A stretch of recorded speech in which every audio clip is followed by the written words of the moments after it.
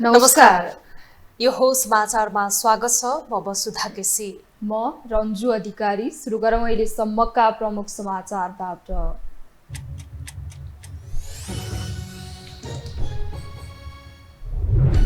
एकपछि अर्को विवादको भारी बोक्दै राष्ट्रपति पौडेल। पद बहाली भएको 6 महिनामै 5वटा विवादमा तानिए। अपराधको राजनीतिमा राष्ट्रपतिले लागेको भन्दै चर्को आलोचना। डाक्टरको आन्दोलनले स्वास्थ्य सेवा प्रभावित दुर्व्यवहार गर्नेमाथि कारबाही गर्ने निर्णय। अभियन्ताको माग पूरा गर्ने अधिकार आफूसँग नभएको मेयर बालेनको प्रष्टीकरण। पर्यटन प्रबन्धनको विषयलाई लिएर मन्त्रालय र बोर्डको जुहारी। उचित नीति बनाउन नसकेकोमा बोर्डको आक्रोश। पर्यटन मन्त्री किराती बोर्डका कर्मचारीमाथि खनिए। आणविक हतियार उन्मूलन गर्न संयुक्त राष्ट्रसङ्घका महासचिवको आह्वान। आणविक हतियार घटाउँदै लैजानुपर्नेमा झन बढ्दै गएकोमा चिन्ता। र एसियाली खेलकुदमा मङ्गोलिया विरुद्ध नेपालको शानदार विश्व कीर्तिमानी जित। T20 आईमा नेपालको 314 रनको कीर्तिमान कायम। कुशल र दिपेन्द्रले बनाए रेकर्ड।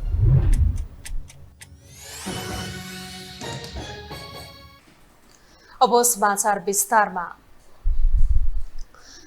राष्ट्रपतिलाई देशकै अभिभावक र संविधानको संरक्षकको रूपमा लिइन्छ।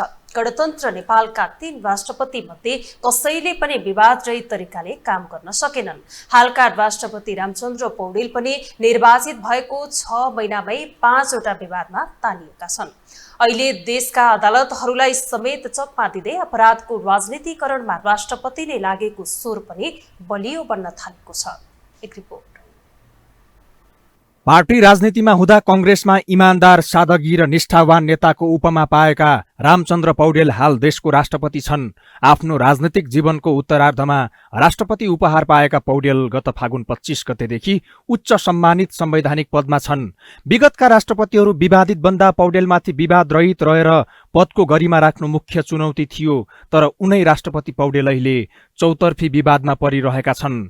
कुर्सी सम्हालेको 6 महिनामै राष्ट्रपति पौडेल 5 विवादमा तानिएका छन्। नम्बर 1, कंग्रेसको पक्षमा भाषण।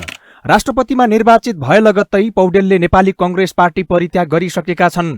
तर असोज 5 गते तनहुँमा दमौली सभाहल उद्घाटन कार्यक्रममा पुगेर पौडेलले कंग्रेसको पक्षमा अभिव्यक्ति दिए। उनी राष्ट्रपति भएसँगै खाली रहेको तनहुँ 1 मा भएको उपचुनावमा राष्ट्रिय स्वतन्त्र पार्टीका स्वर्णिम वागले निर्वाचित भएका थिए।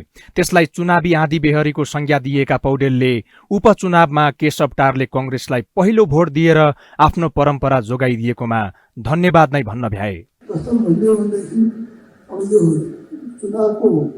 आधी पहली कता केही आयो अनि त्यसबाट हामीले फेरि कति गरी आफूलाई विचलित गरेर ठाउँको ठाउँमा उनीहरूले ठाउँ छोडेर त्यस्तो ठाउँ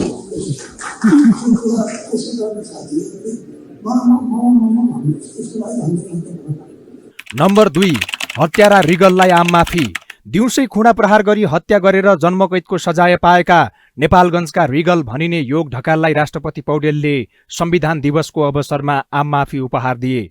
2072 असार 28 गते नेपालगञ्जको धम्बोजी चोकमा 29 वर्षीय चेतन मानन्धरको हत्या गर्ने रिगल कंग्रेस निकट भातृ संगठन तरुण दलका तत्कालीन क्षेत्र नम्बर 3 का क्षेत्रीय सभापति हुन्।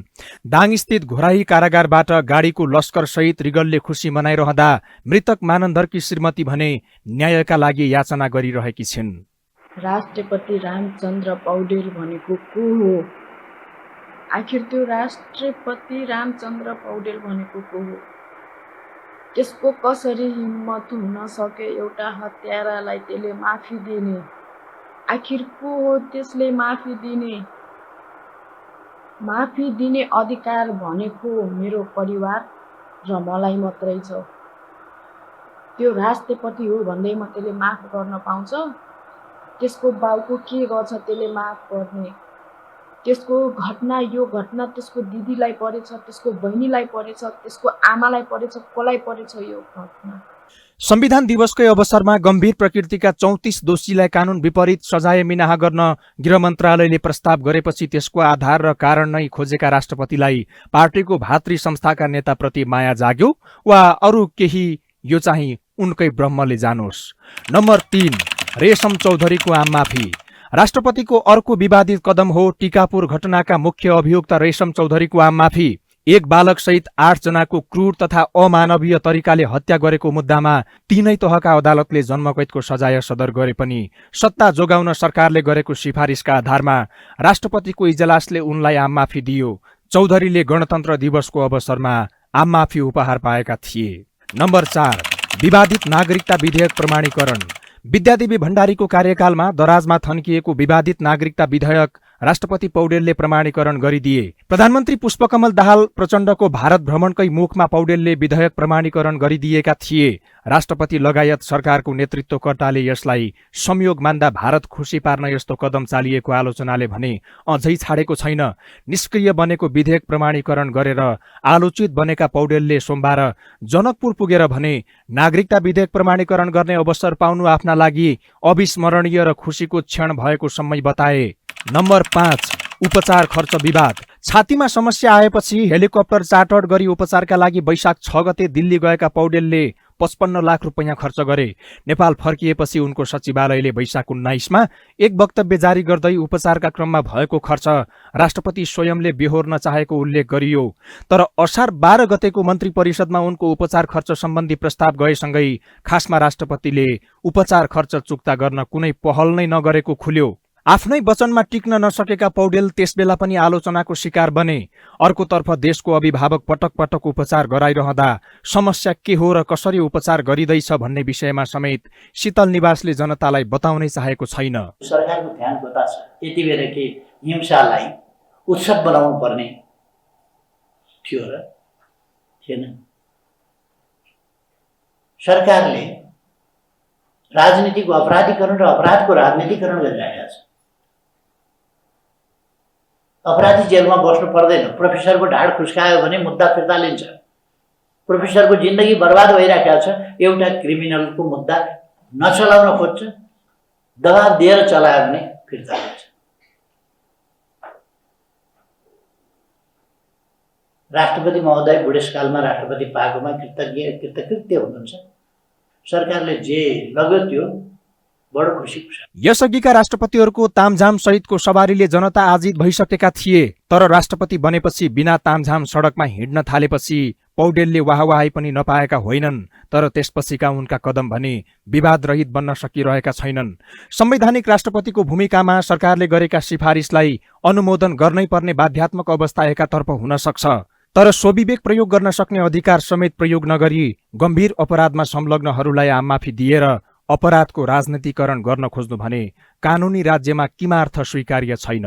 यो हो टेलिभिजनका लागि धर्मराज भट्ट, काठमाडौँ। प्रतिपक्षी दलले सरकारको काम कारबाहीको आलोचना गर्नु संसदीय अभ्यासमा नौलो होइन। तर अहिले सत्तारूढ दलहरूबाटै सरकारको चर्को आलोचना भएको छ।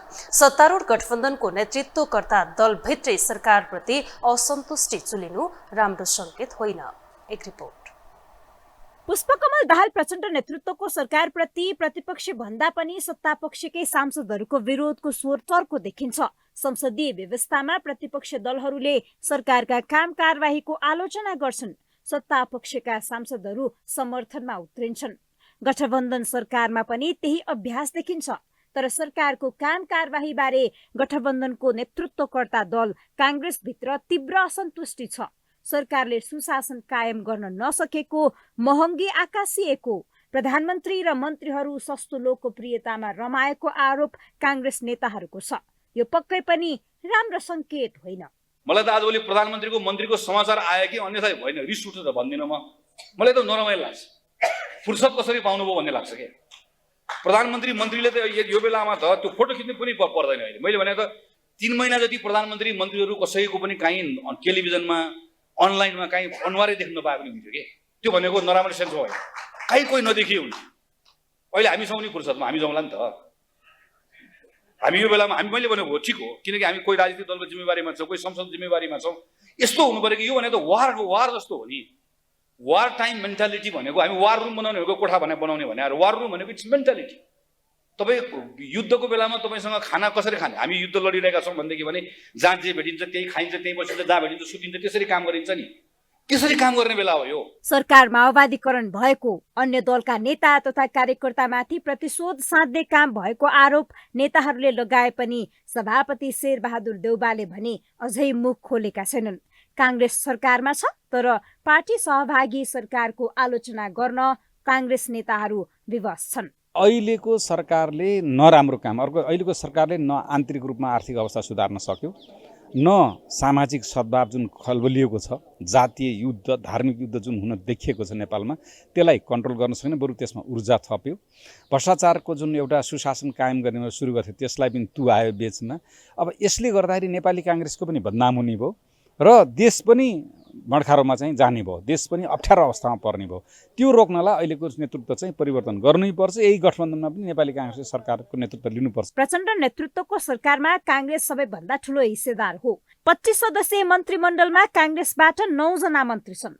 काङ्ग्रेसबाट मन्त्री भएकाहरूको कामको चर्चा शून्य प्राय छ, जबकि काङ्ग्रेसले अर्थ, परराष्ट्र मन्त्रालय, शहरी विकास, आपूर्ति लगायतका महत्त्वपूर्ण मन्त्रालयको जिम्मा लिएको छ। अन्य दलबाट मन्त्री भएकाहरूले पनि उल्लेख्य काम गर्न सकेका छैनन्। चर्चाको शिखरमा माओवादी वरिष्ठ उपाध्यक्ष समेत रहेका उपप्रधानमन्त्री तथा गृहमन्त्री नारायण काजी श्रेष्ठ मात्रै देखिन्छन्। भुटानी शरणार्थी प्रकरण, ललिता निवास जग्गा प्रकरण लगायतका फाइल खोलेपछि श्रेष्ठको चर्चा चुलिएको हो। प्रधानमन्त्री प्रचण्डले हरेक जसो भाषणमा सुशासन र समृद्धिको रटान लगाउँदै आएका छन्। मन्त्रीहरू त्यसैमा मक्ख छन्। यो देशको प्रधानमन्त्री कसैले रोस्टरमा उभिएर अनुसन्धान गर्ने प्रक्रियामा प्रचण्ड भेटियो भने पनि नछोड भन्ने हिम्मत बसेको छ। होइन, आरोप लाउने कुरा एउटा कुरा हो, व्यवहार र परिणाम हेर्ने कुरा अर्को कुरा हो कि को सरकारको नेतृत्व आफ्ना र अर्को भनेर सोच्नेवालै छैन, गलत र सही भनेर सोच्नेवाला त्यसरी सोचिरहेको छ। यदि गलत साबित हुन्छ, अनुसन्धानले साबित गर्छ भने आफू त छुटिन्न भने आफ्नाको कुरा त कुरै भएन। होइन, नक्कली भुटानी शरणार्थी प्रकरणको सुई माओवादीकै नेतातर्फ सोझिएपछि पैचुप्प मैचुप्पको अवस्था आएको भन्दै आलोचना भइरहेको छ। काङ्ग्रेस केन्द्रीय समिति बैठकमा पनि यो विषयले पर्याप्त स्थान पायो।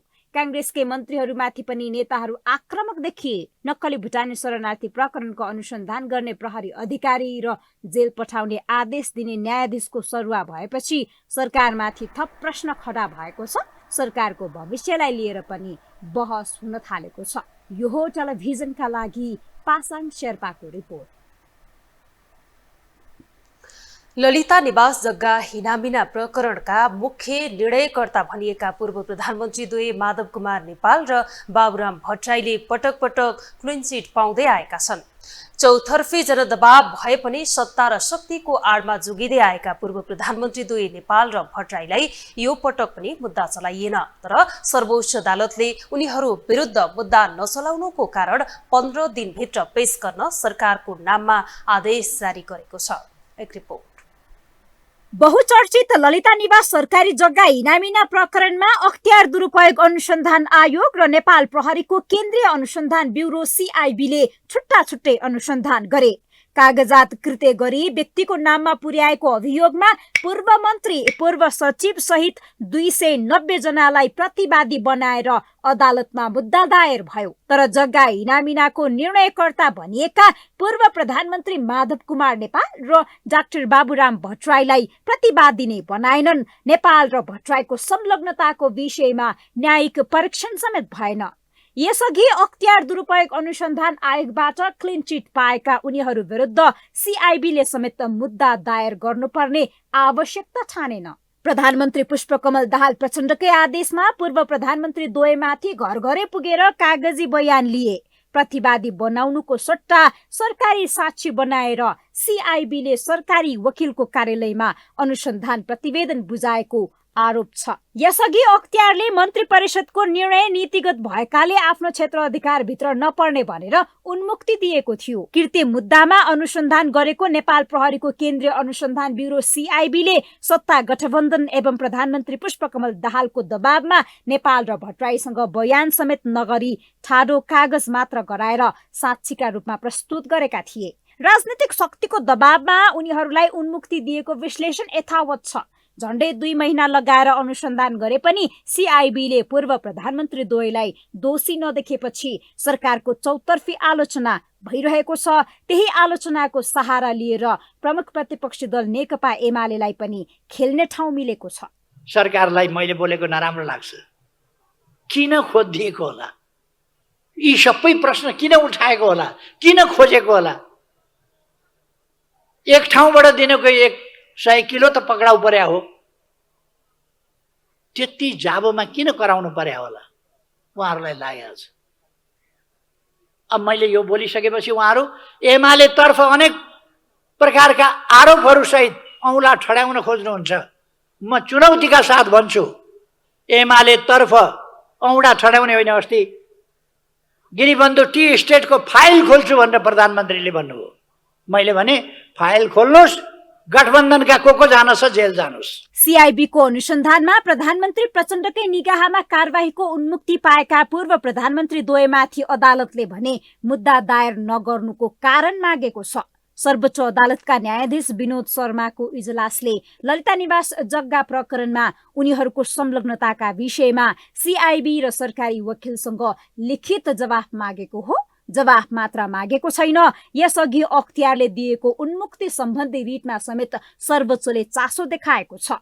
न्यायालयले स्वतन्त्र र निष्पक्ष ढङ्गले निर्णय गरे पूर्व प्रधानमन्त्री द्वयमाथि सप्रमाण मुद्दा चलाउनुको विकल्प नरहेको दाबी रिट दायरकर्ता एवं वरिष्ठ अधिवक्ता बालकृष्ण न्यौपानेको छ। मुद्दा चलाउनु नै उत्तम विकल्प भएको उनको तर्क छ। सरकारको संवर्धन कम्पनीको नामको जग्गा मालपोतको निर्णय, यो मन्त्री परिषदको निर्णयबाट व्यक्तिका नाममा गएको छ।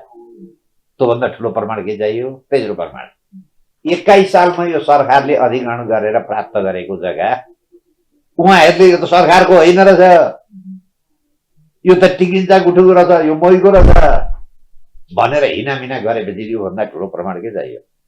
अब यो चाहिँ यो फेरि मुद्दा चल्यो भने बाबुराम र माधव नेपाललाई आफू चोखिने राम्रो मौका हो।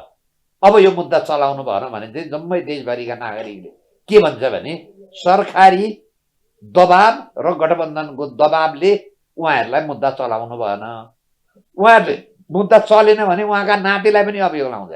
सत्ता र शक्तिको आडमा उन्मुक्ति पाए पनि सर्वोच्च अदालतको आदेशपछि आन्तरिक राजनीति तरङ्गित छ। सर्वोच्चको फैसलालाई न्यायिक सक्रियताको संज्ञा दिनेको कमी छैन। विधि र कानुन भन्दा मनमौजी चल्ने राजनीतिक नेतृत्वलाई दिशानिर्देश गर्न न्यायिक हस्तक्षेप जरुरी देखिएको छ। बढ्दो जनदबाव त्यसैमाथि अदालतको ताकेताले सरकारी संयन्त्र दोहोरो दबावले चेपिएको छ। यो हो टेलिभिजनका लागि निम्लेकी शेर्पा, काठमाडौँ।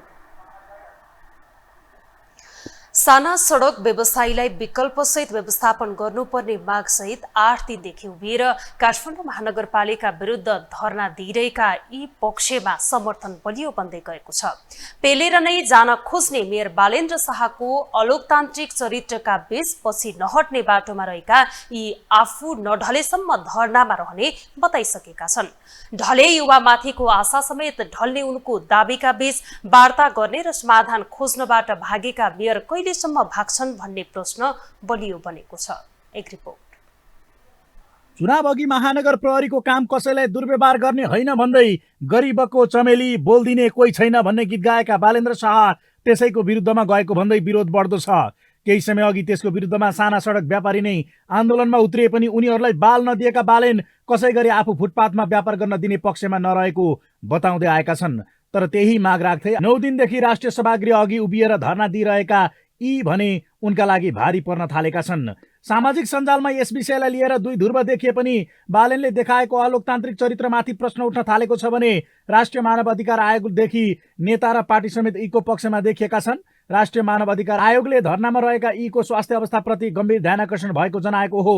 आयोगले बुधबार विज्ञप्ति निकालेर साना सडक व्यवसायीलाई विकल्पसहित व्यवस्थापन गर्न माग गर्दै उभिएर धरना दिइरहेका यीको स्वास्थ्य अवस्थाका बारेमा ध्यानकर्षण भएको जनाएको हो। आयोगका सदस्य लिली थापा नेतृत्वको उच्चस्तरीय टोलीले हिजो मङ्गलबार स्थलगत अनुगमन गरेर यी र उनका साथीहरू एवं धरनास्थल वरपरका व्यापारीहरूसँग छलफल गरी जानकारी लिएको थियो। यस्तै एमाले अध्यक्ष केपी शर्मा ओलीदेखि काङ्ग्रेस महामन्त्री गगन थापासम्म यीको पक्षमा देखिँदा बालेनको चुनाव अघिको आफ्नै बोली समेत अहिले प्रश्नको घेरामा छ।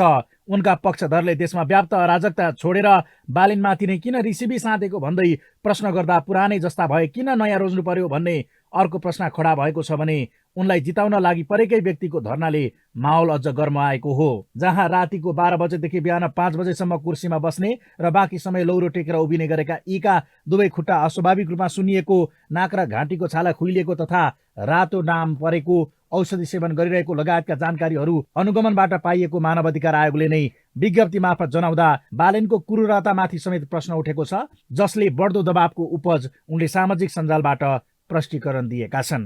मागेको त के हो त? हिजो उहाँले जुन कुरा चुनाव अगाडि भन्नुभएको थियो त्यही कुरा मागे त हो नि होइन। उहाँकै नीति अनुसार होइन, उहाँले देख्नुभएको भिजन अनुसार व्यवस्थापन हुनु पर्यो भने होइन, नयाँ कुरा भने होइन।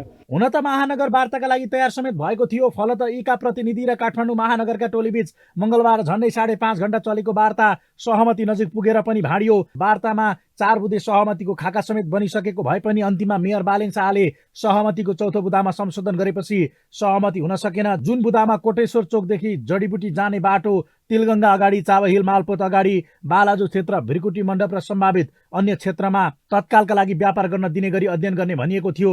तर बालेनले संशोधन गरेर फुटपाथ, सार्वजनिक स्थलमा व्यापार गरेका व्यवसायहरूका लागि उपयुक्त स्थलको तत्काल पहिचान गर्न महानगरले पहल गर्ने बताए भने ठाउँ नै तोक्दा वडाध्यक्षको दबाव आएकोले यस्तो संशोधन गर्नु परेको महानगरले बताएको छ। तर गजब त के छ भने उनीहरूका बीच फुटपाथ व्यापारीको समस्या लिएको एक अभियन्ता र नेतृत्व तहमा रहेको जनप्रतिनिधिको सम्बन्ध भए पनि इगोको लडाई जस्तो दृश्य देखिएको थियो। स्वयं बालेन वार्तामा के को इगोले बस्न सकेनन् भनेर यसले प्रश्न उठाउँदा पोस्ट नखुलेका कुमार बेन भने महानगरको वार्ता समूहमा देखिएका थिए। सानो ठुलो कुरा भएन कि मुद्दामा केन्द्रित हुनु पर्यो भने कि जब बोलाइयो भने भित्र गएर बसेर बाटा टोली बनाएर जान सक्थ्यो नि त। पहिलाको ट्रेन्ड त त्यही हो नि त। उहाँ नै तल आएर गर्नुपर्छ, उहाँ नै आउनुपर्छ भन्ने किसिमको जुन किसिमको दिइरहेछ, युगो हटभएर काम भइरहेछ, उहाँ तल नआउने उहाँ चाहिँ आऊ भन्ने। महानगरमा क्रोनिक ठाउँ हो के हो, काठमाडौँ महानगरपालिका ४९ त्यो ललितपुर जस्तो होइन कि, यहाँ धेरै नै क्रोनिक छ कि, ७७ जिल्ला मान्छे यहाँ छन् कि। त्यही भएर यो क्रोनिक ठाउँलाई चाहिँ आजको भोलि नै गर्छु भनेर हिँड्नु भएन र हुनुपर्छ भनेर जनताले सोच्नु पनि भएन कि। लोकतन्त्रमा प्रश्न गर्ने र जवाबदेहिता खोज्ने प्रत्येक नागरिकलाई अधिकार छ भने त्यो माग नाजायज नै भए पनि जवाब दिन सक्ने नैतिकता नेतृत्वले देखाउनै पर्छ। त्यसमा पनि स्थानीय तह जस्तो नजिकको सरकार खोपीको महाराज जस्तो देखिए त्यसले पार्ने प्रभाव आगामी दिनमा उनी जस्तै पृष्ठभूमिबाट नेतृत्वमा आउनेहरूमाथि समेत नपर्ला भन्न सकिँदैन। जहाँ माग सुनिदिएर माहौल शान्त पार्न सकिने साधारण बाटो हुँदा समेत बालेनले ढिलो गरी सामाजिक सञ्जालबाट दिएको प्रष्टीकरण पेलेरै जाने प्रवृत्तिको उपज मानिएको छ भने उनीमाथिकै प्रश्न यसले पेचिलो बन्दै गएको हो, जसले ज्यान नै दिन तयार भएको एउटा अभियन्ताबाट उनी कहिले र कहाँसम्म भाग्छन् अर्को प्रश्न खडा भएको छ। अब बाँकी समाचार। काठमाडौँ महानगरपालिकाका मेयर बालेन्द्र शाहले 7 बुँदे धारणा सार्वजनिक गर्नु भएको छ। सामाजिक सञ्जाल मार्फत मेयर शाहले फुटपाथमा व्यवसाय गरिरहेकाहरूलाई वैकल्पिक व्यवस्था गर्नुपर्ने माग सम्बोधन गर्न नसक्ने जवाब फर्काउनु भएको हो। फुटपाथ, बाटो तथा राइट अफ वेमा व्यापार गर्नु गैरकानुनी भएको बताउँदै शाहले बाध्यता र परिस्थिति जन्य विषय अलग्गै भए पनि कानुनी नगरले हेर्दा गैरकानुनी हुने स्मरण गराउनु भयो।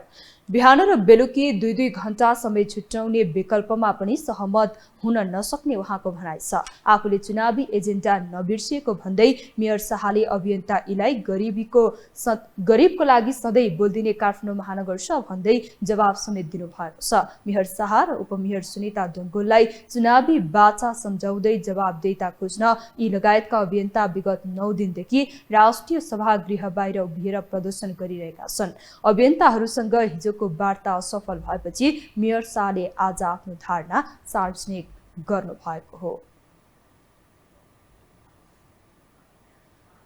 चिकित्सकमाथि बारम्बार आक्रमण भएको भन्दै चिकित्सकहरू आन्दोलित भएका छन्। मणिपाल शिक्षण अस्पताल लगायतका स्थानमा चिकित्सकमाथि भएका आक्रमणको विरोध गर्दै चिकित्सकहरूले आज माइतीघर मण्डलामा विरोध प्रदर्शन गरेका हुन्।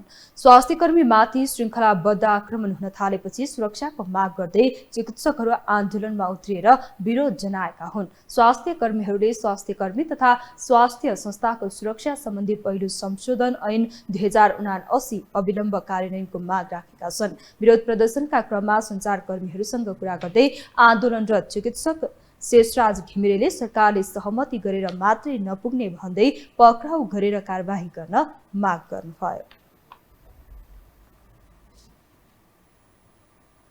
विज्ञप्ति हामीलाई चाहिएको छैन। पक्राउ गर्नुहोस्, हामी मान्छौँ, हो पक्राउ गर्नुभयो। गर्नुहुन्न भने सक्नुहुन्न भने उहाँले मैले सकिनँ भने साथ गर्नुहोस्, अर्को कोही आउनुहोस् गर्नु। तर जबसम्म पक्राउ गरेर हुँदा चल्दैन तबसम्म अरू कुनै पनि कुरा हुँदैन। यो क्लियर छ, यो राज्यको कमजोरी नै हो। कानुनी राज्य भएको भए घटना हुने बित्तिकै दोषी सम्बन्धित दोषीहरू चाहिँ कारबाहीको प्रक्रियामा आएर कस्टडीमा भएको भए त यो घटना दोहोरिँदा पनि दोहोरिँदैन थियो। यहाँ त दोहोरिएर तेरेर चारचोटि भइसक्यो सँगसँगै। कमजोरी अहिलेको अब हुन त कारणहरू त धेरै नै होला नि होइन। अब सिस्टमका कमजोरीहरू होइन, आर्थिक कुराहरू, ड्युटिजका कुराहरू, आवर्सका कुराहरू धेरै छन्। तर अहिले प्राइम कुरा के हो भने एटलिस्ट हात उठाउने मान्छे तुरुन्त कस्टडीमा पुग्ने र लाने हो र दोषीलाई संरक्षण नगर्ने हो भने चाहिँ सायद यो कुरा दोहोऱ्याउन चाहिँ कोही पनि आँट गर्दैन। सरकारले पक्राउ गरी कारबाही नगरेसम्म आफूहरूका आन्दोलन जारी राख्ने चिकित्सकहरूले बताएका छन्। विद्यालय शिक्षाको विरोधमा आन्दोलनरत राहत शिक्षकहरूले आज पनि प्रदर्शन जारी राखेका छन्। आज आन्दोलनरत राहतका शिक्षकहरूका आन्दोलनमा प्रहरीले हस्तक्षेप गरेको छ। माइतीघरबाट नयाँ बानेश्वर आउने क्रममा मुख्य सडकमा पसेपछि राहतको शिक्षकहरूमाथि प्रहरीले हस्तक्षेप गरेको हो। गत शनिबारदेखि थप आन्दोलित बनेको राहतका शिक्षकहरूले आफ्नो माग सम्बोधन नभएसम्म आन्दोलन जारी राख्ने बताएका छन्। संसदमा दर्ता भएको शिक्षा विधेयकमा शिक्षकहरूको माग सम्बोधन नगरेको भन्दै गत बुधबारदेखि देशभरका शिक्षकहरू काठमाडौँ केन्द्रित भएर आन्दोलनमा उत्रिएका छन्। नेकपा एमाले बागमती प्रदेश अधिवेशनको निर्वाचन कार्यक्रम सुरु भएको छ। आज अपराह्न पार्टी कार्यालय च्यासलमा विभिन्न पदका आकांक्षीहरूले उम्मेदवारी दर्ता गराएका हुन्। अध्यक्षमा मात्रै 4 जनाको उम्मेदवारी परेको छ। अध्यक्षमा कैलाश ढुङ्गेल, कृष्ण प्रसाद दाहाल, केशर बहादुर बुढाथोकी र सानु कुमार श्रेष्ठको उम्मेदवारी परेको छ। यस्तै उपाध्यक्षमा सुभाष चन्द्र ठकुरी, नारायण प्रसाद खतिवडा, दावा दार्जे लामा, ईश्वरचन्द्र पोखरेल र राजेन्द्र राजथलाको उम्मेदवारी परेको छ। सचिवमा रत्न गुरुङ, नवराज सिलवाल, हस्त पण्डित र रामकुमार अधिकारीले उम्मेदवारी दिएका छन्। यस्तै उपसचिवमा खड्ग बहादुर खत्री, गंगादेवी श्रेष्ठ, डबल पाण्डे, टासी लामा, भक्त कुमारी लामा, ओमराज पन्त, ठाकुर प्रसाद गजुरेल, कृष्णहरि थापा र रमेश महर्जनले उम्मेदवारी दिएका छन्। अध्यक्ष केपी शर्मा ओलीले अध्यक्षमा सर्वसम्मतिको प्रयास गरे पनि असफल भएपछि नयाँ नेतृत्वका लागि चुनावी प्रक्रियामा गएको हो। यस्तै एमाले कर्णाली प्रदेश प्रथम अधिवेशन पनि सुरु भएको छ। अधिवेशनको उद्घाटन समारोहमा बोल्दै अध्यक्ष केपी शर्मा ओलीले अब नेकपा बिउताउने कुनै सम्भावना नभएको समेत बताउनुभयो।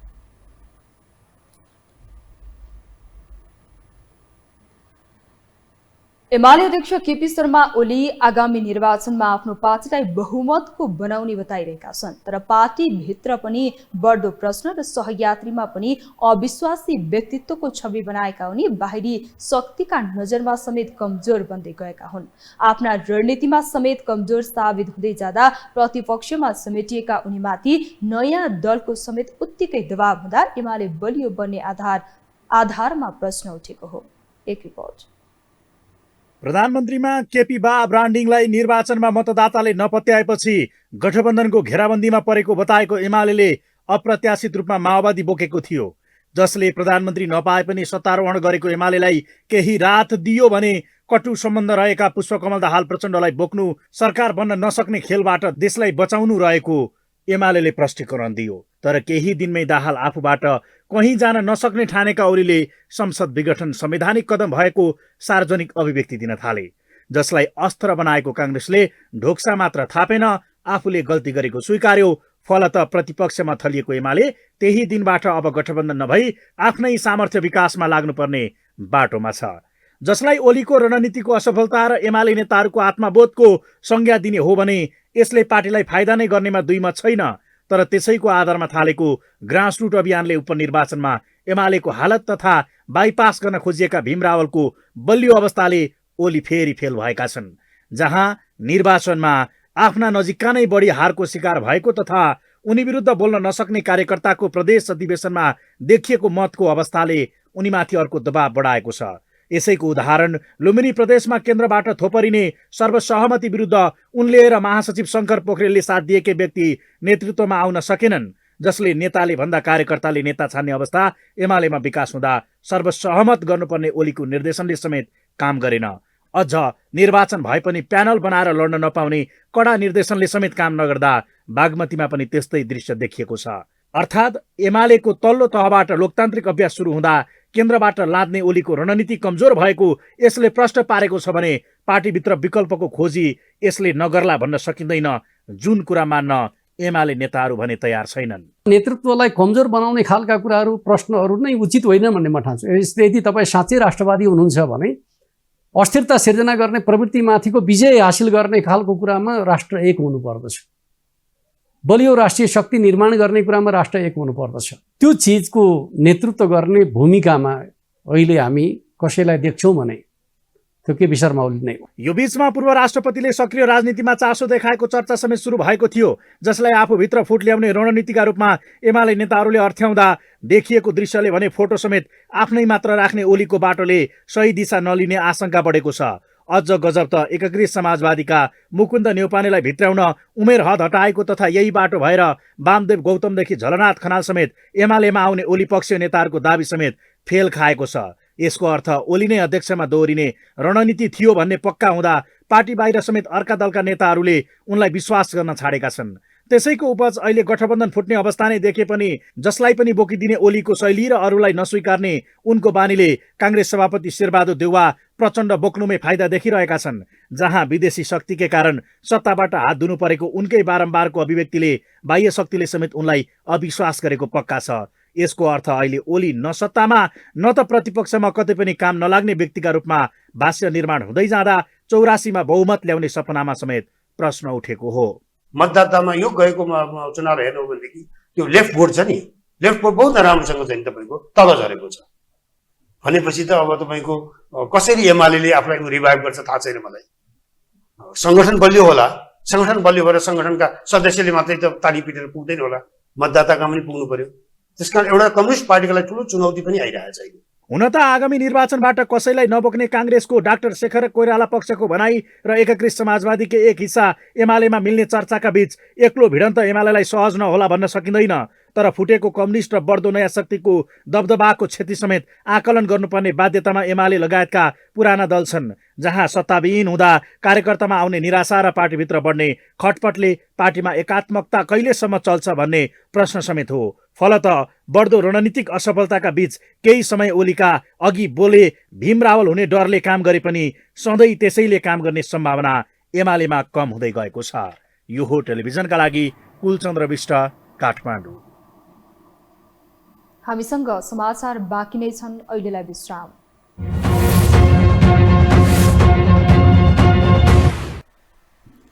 विश्रामपछि स्वागत छ। अब बाँकी समाचार।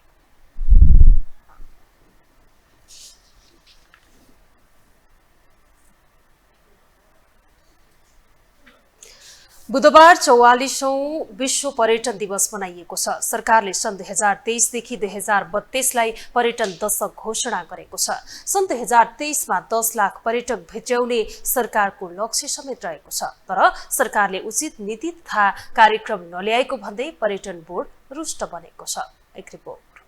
44औं विश्व पर्यटन दिवस मनाइरहँदा नेपालमा पर्यटन आगमनको अवस्थामा भने त्यति चित्त बुझ्दो छैन।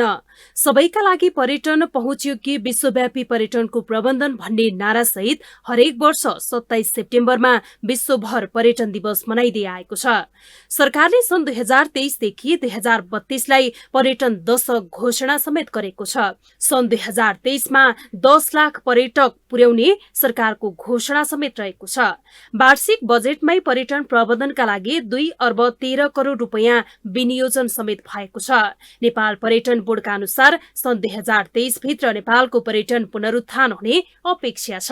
विश्व पर्यटन संगठनले पनि सन् 2023 सम्म नेपालको पर्यटन पुनरुत्थान हुने प्रक्षेपण गरेको छ। सरकारले पर्यटन बोर्ड भित्रका समस्याका कारण पर्यटन क्षेत्र चलायमान बन्न नसकेको गुनासो गरेको छ। संस्कृति पर्यटन तथा नागरिक उड्डयन मन्त्री सुदन किराँतीले पर्यटन बोर्ड भित्र खुम्ले किरा भएका कारण पर्यटन क्षेत्र चलायमान बन्न नसकेको टिप्पणी गरेका छन्। सरकारले पर्यटन बोर्डलाई सक्रिय बनाएर पर्यटन प्रबन्धनको निम्ति अघि बढ्ने प्रतिबद्धता जनाएको उनले बताएका छन्। हामीले पर्यटन बोर्डलाई अब सक्रिय बनाएर, हुनु त त्यहाँभित्र पनि खुम्ले किराहरू छन्, हामी पर्यटन बोर्डलाई सक्रिय बनाएर पर्यटन प्रवर्धनको निम्ति हामी अगाडि बढाउनेछौँ।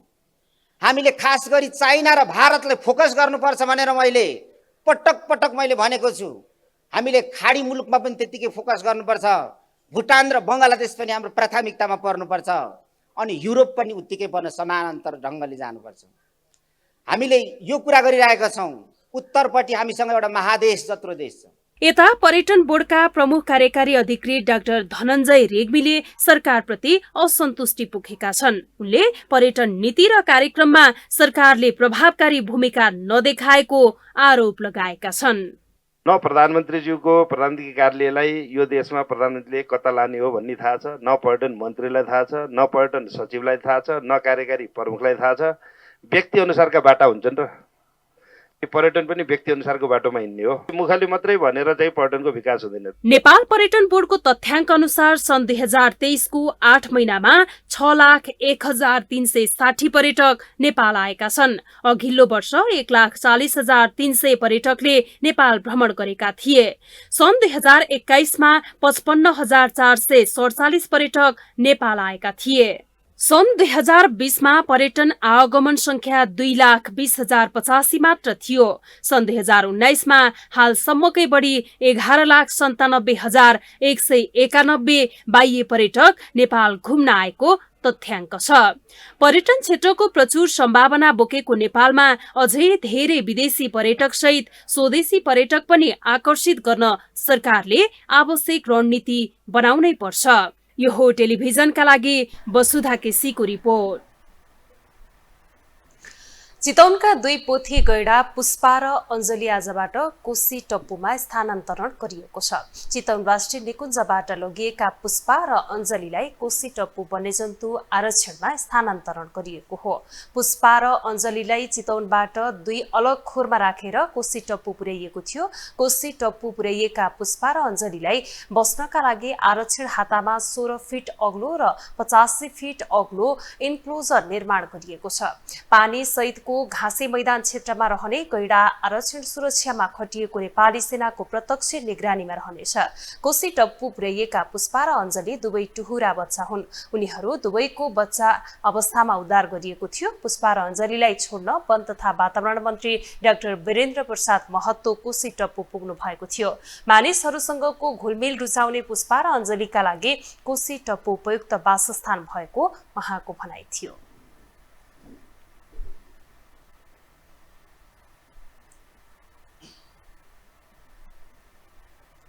टप्पूलाई हामीले एउटा पर्यटनको क्षेत्रमा यहाँ के राख्न सकिन्छ।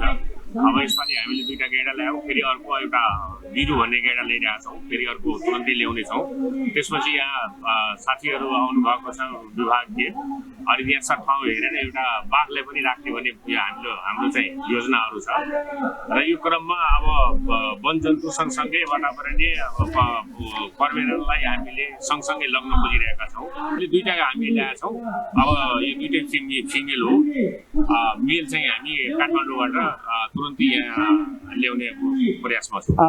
र जुन अहिले लोप हुँदै गइरहेको जुन कुरोहरू आइरहेछ नि, त्यसलाई पनि हामीले अब यसलाई संरक्षण गर्नुपर्छ, यसलाई व्यवस्थित गर्नुपर्छ, यसलाई ब्रिडिङ गराएर राख्नुपर्छ भन्ने कुरोहरूमा हाम्रा साथीहरूसँग हामीले कुरो गरेका छौँ। र मलाई लाग्छ अब चाँडोभन्दा चाँडो यो सँगसँगै हामी व्यवस्थित गर्छौँ।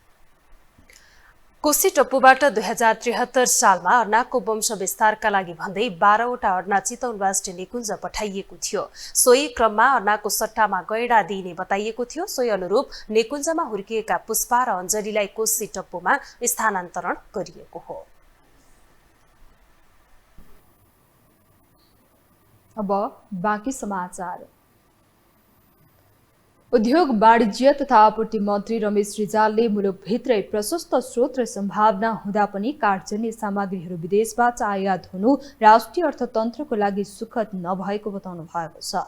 आज काठमाडौँमा आयोजित एक कार्यक्रममा बोल्दै मन्त्री रिजालले नेपालमा नै काठजन्य वस्तुहरूको उत्पादनमा प्रशस्त सम्भावना रहे पनि विदेशबाट आयात गर्नुपर्ने बाध्यता रहेको बताउनुभयो। उहाँले देशभित्रै उपलब्ध हुन सक्ने कच्चा पदार्थको सहज उपलब्धता र उत्पादन सरकारले नीतिगत र कानुनी सुधार गर्न तयार रहेको समेत बताउनुभयो।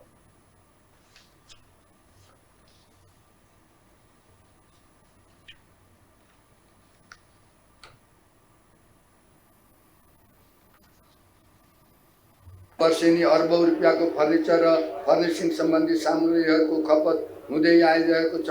यस व्यवसायमा भएको लगानी, यसले सिर्जना गरेको रोजगारी र राजस्वमा पुर्याएको योगदान महत्त्वपूर्ण छ। तर यति ठुलो लगानी भएको व्यवसायको आधाभन्दा बढी हिस्सा आयातित सामानमा निर्भर हुनु परेको तीतो यथार्थलाई मनन गर्दै यस अवस्थालाई सुधार गर्दै जानु जरुरी छ। यद्यपि विगतको तुलनामा अहिले विभिन्न खाले फर्निसिङका सामग्रीहरू देशभित्रै उत्पादन हुन थालेका छन्। यो भने खुसीको कुरा हो। सरकारले आन्तरिक उत्पादन बढाउने, आयात घटाउने र निर्यात प्रवर्धन गर्ने नीतिलाई प्राथमिकता दिँदै आएको छ। नेपाल फर्निचर तथा फर्निसिङ संघका अध्यक्ष दिनेश कुमार अग्रवालले फर्निचर तथा फर्निसिङमा काम गर्ने दक्ष कामदारको अभावले उद्योग नै धरायसी बन्ने सम्भावना बढ्दै गएको समेत बताउनुभयो।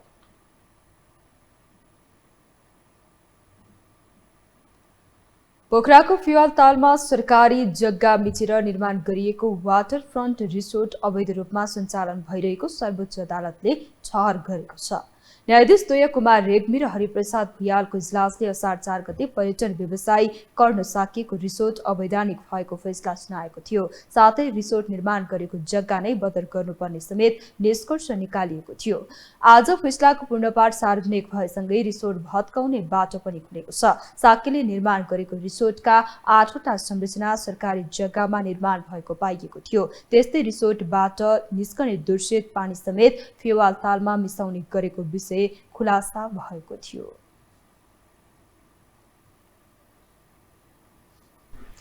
अब पालो आर्थिक समाचारको।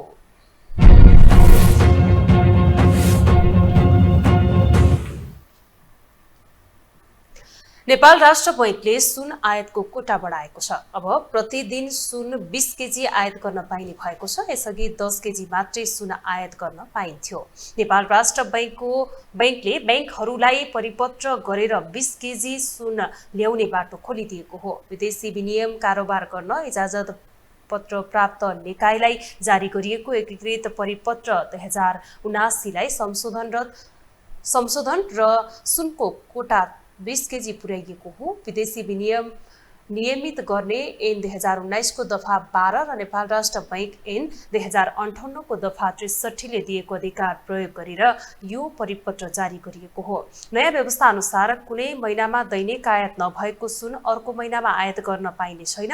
बैंकबाट सुन खरिद गर्ने व्यवसायीले आफूले बिक्री र उपयोग गरेको सुनको संलग्न अनुसूची 2 बमोजिमको ढाँचामा प्रत्येक महिना समाप्त भएको 7 दिनभित्र सम्बन्धित बैंकमा मासिक विवरण बुझाउनु पर्नेछ।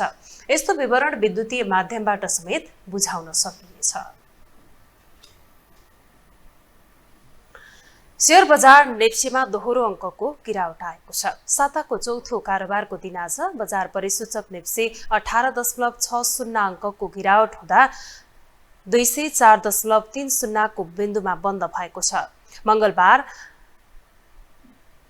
2022 र बिन्दुमा बन्द भएको नेप्सी आज इन्स्ट्राडे कारोबारमा 2000 को बिन्दुमा झरेर 1993.46 बिन्दुमा पुगेको हो। तर अन्तिम समयमा केही सुधार हुँदै 0.91% घटेर 2000 को बिन्दु माथि नै बन्द भएको छ। आज नेप्सेका सबै उपसूचकमा गिरावट हुँदा नेप्से परिसूचक पनि घटेको छ। आज नेप्से सँगै कारोबार रकम पनि घटेको छ। हिजो 2 अर्ब नागेको कारोबार रकम आज भने 1 अर्ब 81 करोड 44 लाखको कारोबार भएको छ। जसमध्ये सन नेपाल लाइफ इन्स्योरेन्सको शेयर सर्वाधिक 7 करोड 62 लाख रुपैयाँको कारोबार हुँदा एनआईसीएसिया बैंकको 6 करोड 19 लाख र रिलायबल लाइफ इन्स्योरेन्सको 5 करोड 84 लाख बराबरको कारोबार भएको छ। आज नेप्सेमा कुल 230 सूचीकृत कम्पनीको शेयर कारोबार भएको थियो। हामीसँग अन्तर्राष्ट्रिय र खेलकुद समाचार बाँकी नै छन्। अहिलेलाई पुनः विश्राम।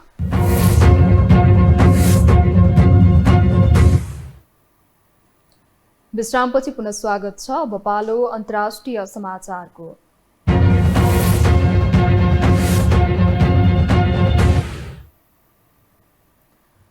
संयुक्त राष्ट्र संघका महासचिव एन्टोनियो गुटेरेसले आणविक हतियार उन्मूलन गर्न आह्वान गर्नु भएको छ। आणविक हतियारको पूर्ण उन्मूलनका लागि यस अन्तर्राष्ट्रिय दिवसमा मौलिक सत्यलाई स्वीकार गर्नुपर्ने उनको भनाइ छ। उनले आणविक हतियारको प्रयोग रोक्नको लागि एकमात्र विकल्प त्यसलाई हटाउनु पर्ने बताएका छन्। On this International Day for the total elimination of nuclear weapons, we remind ourselves of a fundamental truth. The real only way to prevent the use of nuclear weapons is to eliminate them. Any use of nuclear weapon, anytime, anywhere, and in any context, would unleash a humanitarian catastrophe of epic proportions. A worrisome new arms race is brewing. The number of nuclear weapons could rise for the first time in decades. Hard-won norms to prevent their use, spread, and testing are being undermined. महासचिव गुटेरेसले आणविक हतियार घटाउँदै लैजानुपर्नेमा झनै बढ्दै गइरहेको भन्दै चिन्ता समेत व्यक्त गर्नुभयो।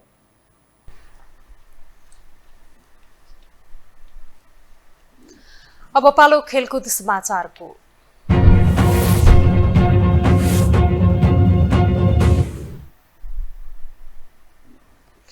चीनको हान्झाउमा जारी 19औं एसियाली खेलकुद अन्तर्गतको पुरुष क्रिकेट प्रतियोगितामा मंगोलियासँगको खेलमा नेपालले कीर्तिमानी जित हासिल गरेको छ। नेपालले मंगोलिया विरुद्ध 273 रनको कीर्तिमानी जित हात पारेको हो। पहिले ब्याटिङ गरेको नेपालले निर्धारित 20 ओभरमा खेल्दै ओभरमा 314 रन बनाउने क्रममा विभिन्न कीर्तिमान कायम गरेको छ। एक रिपोर्ट। यसै त क्रिकेट कीर्तिमान कीर्तिमानको खेल हो। एसिया गेम्समा नेपालले विभिन्न दुर्लभ कीर्तिमान कायम गरेको छ। नेपालले एसियन गेम्सको समूह चरणको पहिलो खेलमा मंगोलियासँग खेल्यो। मंगोलिया त्यस्तो टिम हो जसले नेपालसँग खेल्ने अन्तर्राष्ट्रिय क्रिकेटमा पाइला राखेको छ।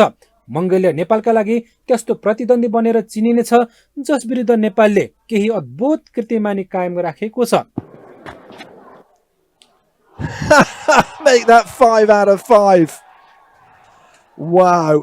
20 ओभरमा 3 विकेट गुमाएर 314 रन बनाएको नेपालले मंगोलियालाई 13.1 ओभरमा 41 रनमा अल आउट गर्यो। यस क्रममा नेपालले T20I क्रिकेटमा कम्तीमा 7 वटा रेकर्ड बनाएको छ। नेपालले 20 ओभरमा 3 विकेट गुमाएर 314 रन बनायो। यो नै T20I मा अहिलेसम्म बनेको ठूलो स्कोर हो। यसअघि 23 फेब्रुअरी 2019 मा अफगानिस्तानले आयरल्यान्ड विरुद्ध 287 रन बनाएको थियो भने 23 अगस्त 2019 मा चेक रिपब्लिकनले टर्की विरुद्ध 287 रन बनाएको थियो। नेपालले सर्वाधिक रन रेटको रेकर्ड पनि बनाएको छ। मंगोलिया विरुद्ध 314 रन बनाएको नेपालको रन रेट 15.7 रह्यो। 23 फेब्रुअरी 2019 मा अफगानिस्तानले आयरल्यान्ड विरुद्ध 287 रन बनाउने क्रममा 13.9 को रन रेट कायम गरेको थियो। त्यस्तै बुधबार नेपालको नाममा अर्को रेकर्ड पनि रह्यो। सर्वाधिक छक्का 314 रनको स्कोर खडा गर्ने क्रममा नेपाली ब्याट्सम्यानले 26 छक्का हानेका थिए। Didn't hit that properly, and that's gone for 6. Well, that just might very well be the fastest 50 in T20 internationals because it's taken just 9 balls. यो नयाँ कीर्तिमान हो। यसअघि यो रेकर्ड रिपब्लिकनको नाममा थियो। 30 अगस्त 2019 मा टर्की विरुद्ध 287 रन बनाउने क्रममा चेक रिपब्लिकनका ब्याट्सम्यानले 22 छक्का हानेका थिए। अर्को कीर्तिमान बनाउने क्रममा कुशल मल्लले पनि विश्व कीर्तिमान बनाएका छन्। उनले मात्र 34 बलमा शतक प्रहार गर्दै रेकर्ड बनाएका हुन्। उनले दक्षिण अफ्रिकाका डेभिड मिलरको रेकर्ड तोडेका हुन्। मिलरले 29 अक्टोबर 2017 मा बंगलादेश विरुद्ध 34 बलमा 100 रन बनाएका थिए। 137 रनमा अभिजित रहेका उनी 20 साईमा एकै इनिङमा सर्वाधिक रन बनाउने क्रिकेटको सूचीमा 5औं नम्बरमा परे। पहिलो नम्बरमा एरोन पिच छन्। उनले 172 रन बनाएका छन्। देवेन्द्र सिंह ऐरीले पनि विश्व कीर्तिमान बनाएका छन्।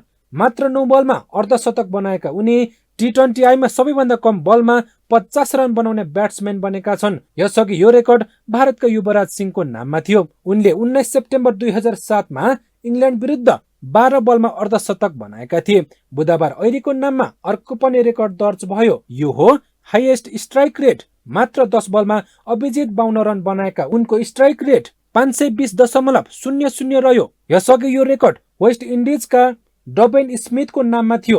13 सेप्टेम्बर 2007 मा बंगलादेश विरुद्ध मात्र 7 बलमा 29 रन बनाएका उनको स्ट्राइक रेटमा 414.28 थियो। नेपालले मंगोलियालाई 273 रनले हरायो। T20I मा यो नै सबैभन्दा ठूलो अन्तरको जित हो। यसअघि 30 अगस्त 2019 मा चेक रिपब्लिकनले टर्कीलाई 257 रनको अन्तरले हराएको थियो। राष्ट्रिय क्रिकेट टोलीका कप्तान रोहित पौडेलले नेपाली क्रिकेटले पदक जित्ने सम्भावना रहेको बताएका छन्। पत्रकारसँग कुरा गर्दै कप्तान रोहित पौडेलले आफूहरू डकआउटमा बस्दा होस् वा जहाँ जहाँ भए पनि आफूहरू मेडल जित्नुपर्छ है भनेर कुरा गरिरहने बताएका हुन्। उनले भने कन्डिसन र विकेट हेरेर पदक जित्छौं जस्तो लाग्छ, तर हामी एक समयमा एक खेलाडीलाई लिएर अघि बढ्ने हो। मंगोलिया विरुद्ध कीर्तिमानी जितपछि कप्तान पौडेलले जस्तो टोली भए पनि राम्रो परिणाम निकाल्ने लक्ष्यमा रहेको सुनाएका छन्। हाम्रो सबै त्यही हो, हाम्रो कम्युनिकेसन त्यही हुन्छ। जहिले पनि डगआउटमा अथवा यहाँ आउनुभन्दा अगाडि त्यही कम्युनिकेसन छ। जसरी भए पनि मेडल चाहिँ जित्नु पर्यो। त्यसको लागि के हुन्छ प्रोसेसहरू त्यो फलो गर्नु पर्यो। हरेक गेम चाहिँ एउटा गेम लिएर जानु पर्यो। जस्तो हिसाबले कन्डिसन छ, आई थिङ्क हामी डिजर्भ गर्छौँ भनौँ न।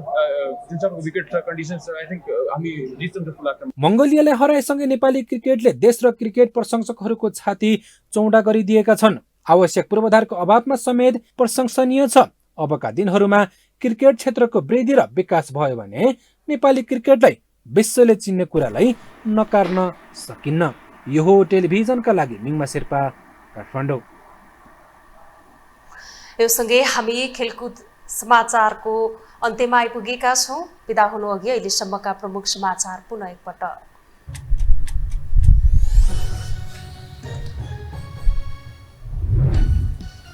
एकपछि अर्को विवादको भारी बोक्दै राष्ट्रपति पौडेल पद बहाली भएको 6 महिनामै 5वटा विवादमा तानिए।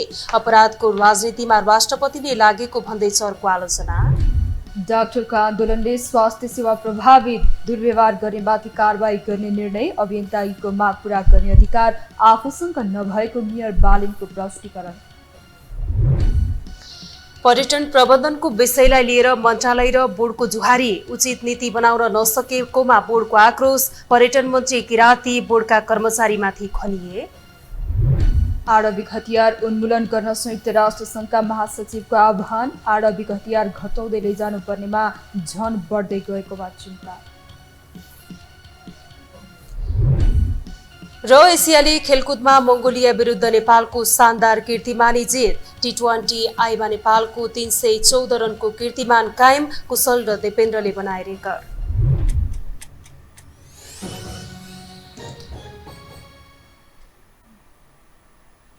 हौस् त यो हो समाचार सकियो। समाचार बुलेटिनका साथै यो हो टेलिभिजनका सम्पूर्ण कार्यक्रम यो हो टेलिभिजन.com, यो हो खबर.com, युट्युब र फेसबुकमा पनि पढ्न र हेर्न सक्नुहुनेछ। मोबाइलमा यो टिभी एप डाउनलोड गरी हामीलाई प्रत्यक्ष हेर्न सक्नुहुनेछ। तथ्य सहितको निष्पक्ष समाचार तथा मनोरञ्जनका लागि हेर्दै रहनुहोला यो हो टेलिभिजन। नमस्कार।